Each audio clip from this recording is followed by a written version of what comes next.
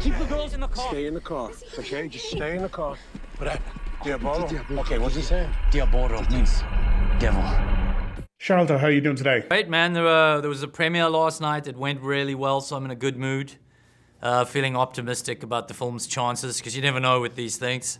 But this one looks like it's got a good crack. Yeah, like I was chatting to Will and to Balthazar about it, and they said the reaction at the premiere was exactly what everyone was looking for. So that's great news, because I'm very excited to rewatch it with a packed house, because I know those moments, those jump scare moments, are going to land so brilliantly. And I think come the end of the year, there will be a lot of talk about, is this the best scary movie of the year? And I think that's very much deserved. But for yourself, what is your favorite scary movie of all time? I don't, typically I don't like scary movies. I tend to avoid them.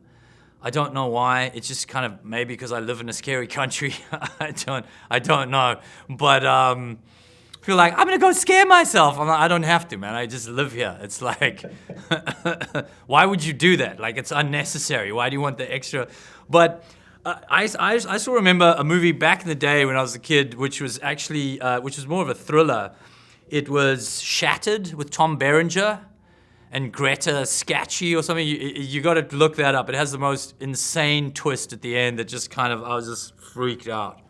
Yeah, it was crazy. Okay. Messed with my head. Okay, I'm gonna have to add that to my must-watch list.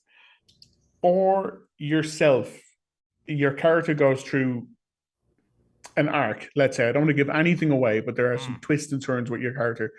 When you were like developing your role for this, when you read the script, when you were talking about taking it on, were there any particular things that you learned about this topic, or anything that you might have already known that you think audiences might be surprised by when they watch it? I knew a South African lion expert by the name of Kevin Richardson, who I'd met a couple of years prior, and I spent a day with him. He's probably the biggest lion guy on YouTube, has millions of views, and he does play with lions like I do in the movie. He can actually do that with lions even lions he didn't raise.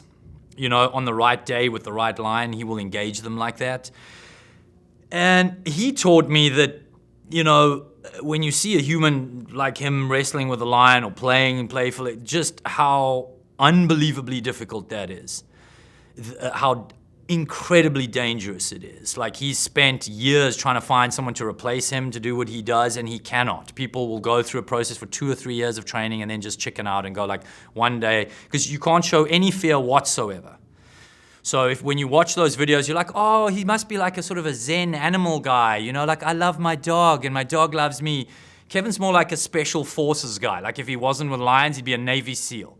And it's just like, because if you show the lion the tiniest bit of fear, like you go in playing, then he just kind of scratches you a bit hard and your fight or flight triggers and you want to leave, the lion's gonna just instinctively just claw you and go, no, where are you going? And then you're gonna get more scared, and then you can end up getting eaten. It's a crazy level of like absolute neutrality, but also you got to dominate without being too violent. It's very tricky to engage lions like that. I can only imagine. And for yourself in that scene, just to give us like a peek behind the scenes, what were you dealing with? What were you interacting with? Because the special effects are unbelievable. I was interacting with a stunt guy with a lion head on and 2 paws. So like a bad high school mascot, all gray. Just be like, and leotard. Of course, the leotard, of course. Yes. And just one last question, if that's okay. And if you've been asked about this to death already, I already apologize. But anyone I told today, I was speaking to you, everyone's like, what's going on with District 10? Is there any news at all? Yeah, I mean, Neil's shooting Gran Turismo now, so the earliest that we would be shooting it would probably be in a year and a half or so. Let's see. Fingers crossed. Yeah, I can tell you now, everyone in Ireland has their fingers crossed, because that film is loved here. So amazing. Thank you, man. Fantastic. Sharlto, thank you so much for your time today. Cheers. You too. Bye. Don't move, okay? Where did he go?